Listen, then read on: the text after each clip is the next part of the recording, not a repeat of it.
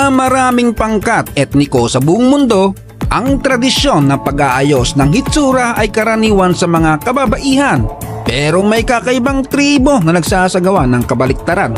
Dahil sa tradisyon nila, lalaki ang nag-aayos ng kanilang sarili, naglalagay ng palamuti sa muka at nag-aalat totoy bibo para makasungkit ng dalaga at feeling dalaga. Sila ay isang nomadic na grupo ng pastoralista na ang kinabubuhay ay pag-aalaga ng mga hayop gaya ng mga tupa, kambing, camel at baka. Sila ay mga taong gala na palipat-lipat sa mga bansang Cameroon hanggang sa Chad, Niger at northeast ng Nigeria. Sila ay may bilang na umaabot sa humigit kumulang sa 200,000. Itinuturing silang mga wild na mga tao dahil kakaiba ang mga trip ng mga ito. Parehong may kalandian ang mga lalaki at babae. Ngunit ang pinakakawindang na tradisyon at kultura ng mga ito ay normal lang ang agawan at bigayan ng asawa ng harap-harapan. Ito ang tribong nadedihado rin ng lalaki. Alamin at kilalanin ang tribong maharot pa kay Diwata. Sila ang mga pabebeng Wodaabe.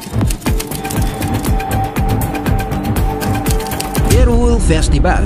Ang pagdiriwang na ito ay kakaiba, kaakit-akit at mapanakip.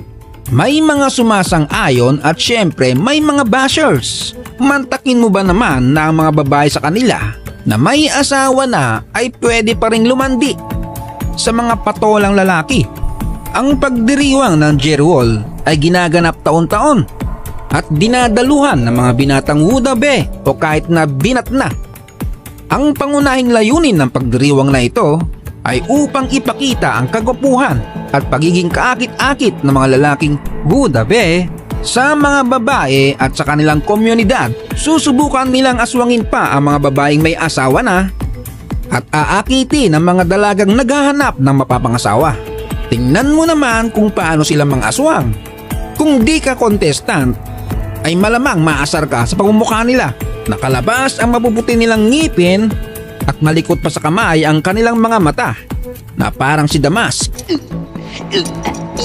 Pakanta-kanta, pasayaw-sayaw at patalon-talon na parang tipaklong para ipakita nilang malalakas ang kanilang pangatawan at hindi sila nang iiskam lamang.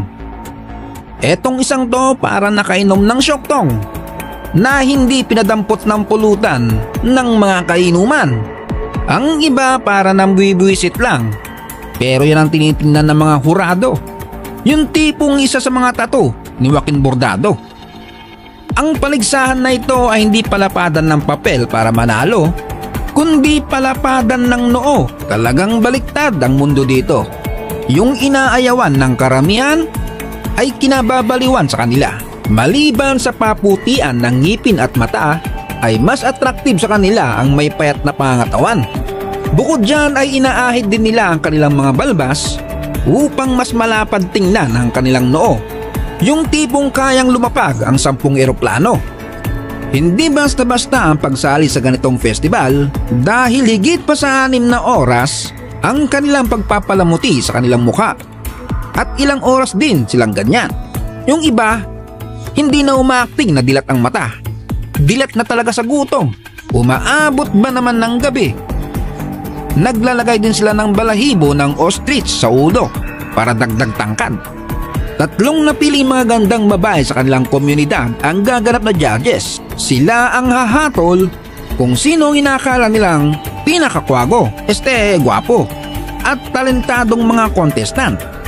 Ang paraan ng pagpili, bawat isang judge ay unti-unting lalapit at hahawakan ang napili niyang winner.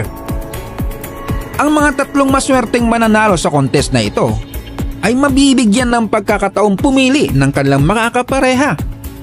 Kung ang isang nanalo ay pumili ng isang babaeng may asawa na kaysa sa isang dalaga pa, ayon sa tradisyon, ang babaeng yon ay automatikong magiging bagong asawa ng nanalo. Ito ay nagpapahiwatig na ang babae ay dapat iwanan na ang kanyang asawa, pati na ang kanilang anak, at sumama na sa kanyang bagong asawa. Maliban sa premyong yan, ang mga lalaking nanalo sa kompetisyon ay tumatanggap ng pagkilala at makamit ang mataas na katayuan sa lipunan sa loob ng kanilang komunidad. At hindi lang yan, may bonus pa. Dahil ang nanalo ay maaaring makipagtalik sa judge na pumili sa kanya, dalaga man o may asawa ng judge. At kung bet din naman ng judge ang nanalong contestant, abay ayos pa sa okay. May option siyang iwanan ang kanyang pamilya at sumama sa bago niyang jowa. Ito ay rerespetuhin ng kanyang asawa at ng buong tribo. O di naman ay pwede ring free taste lang. Pagkatapos ng isang gabing tungitan, ay pwede pa rin siyang bumalik sa kanyang pamilya kinaumagahan na parang nag-night shift lang sa factory. Tatanggapin naman siya ng kanyang asawa na parang galing lang siya sa Hong Kong na walang pasalubong. Parang walang nangyari, balik sa dating buhay. At no comment lang ang mga marites sa kanilang komunidad. Samantala sa mga hindi pinalad na mapiling kalalakihan ay hindi naman lahat uuwing luhaan dahil pwede pa sila maka-score ng mga babaeng nanonood na pasimpleng nagmamarites lang sa tabi-tabi. May asawa man o single pa.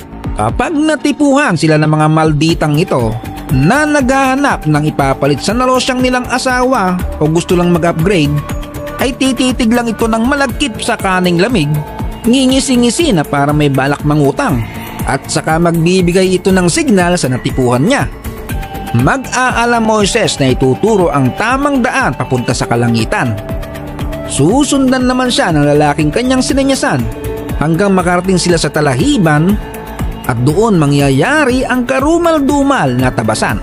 Kinabukasan ay pwede na silang magsama kung parehong single at kung may sabit ang babae ay pwede na mag-alsa balutan. Walang pipigil sa kanila dahil yun ang tradisyon.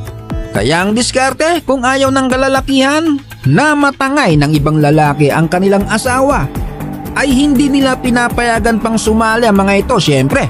Sa makatuwid, karamihan ng sumasaling may mga asawa ng babae sa festival ay malamang sa lamang ay pinamimigay na. At ang iba naman ay gusto nang kumawala. At hindi ito mapipigil ng lalaking wudabe. Nagawa nilang mapanatili ang kanilang pagkakalanlan sa kultura at mga tradisyon sa loob ng maraming siglo. May ilan na lumipat sa modernong pamumuhay. Pero marami pa rin sa kanila ang namumuhay ng lagalag. At yan ang kakaibang tradisyon ng wudabe. So yan, huwag kalimutang i-like ang video napanood at mag-subscribe ka kung na-entertain ka sa ganitong mga content. Hanggang sa muli!